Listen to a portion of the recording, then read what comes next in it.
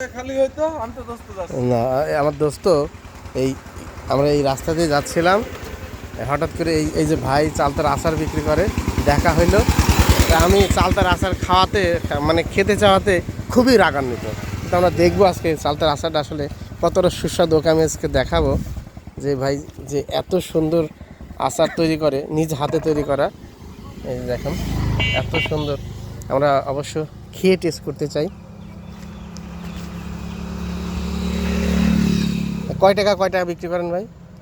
5 টাকা, 10 টাকা, 20 টাকা, 50 টাকা। আমাদের 10 টাকার দেন। আচ্ছা দেখি আমরা আপাতত খাওয়ার চেষ্টা করি, দেখি আর কি আচার বিক্রি করেন। চালতা, তেঁতুল, আমড়া। দেখি আমরা কোনটাকে দেখি, একটা আমড়াটাও দেখি। এটা হচ্ছে আমড়া, হ্যাঁ। আর তেঁতুল কোনটা?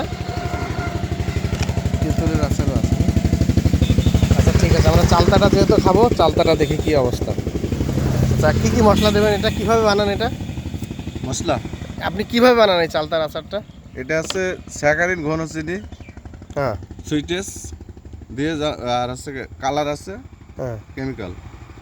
কেমিক্যাল ব্যবহার করেন তো কেমিক্যাল খেলে ক্ষতি হবে না? এটা অনুমোদিত কেমিক্যাল না সরকারি, না হলে এখানে আসছে কেন? ও আচ্ছা ঠিক আছে। বাইরের জিনিস। দেখেন কত সুন্দর কথা, কেমিক্যাল দিচ্ছে। আপনি একটু মশলা দেবেন না এরপরে? আচ্ছা দেন, মশলা দেন।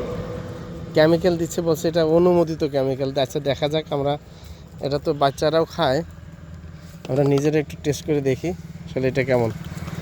ক্যামেরাটা একটু ধরেন ভাইয়া, প্লিজ ক্যামেরা একটু ধরেন।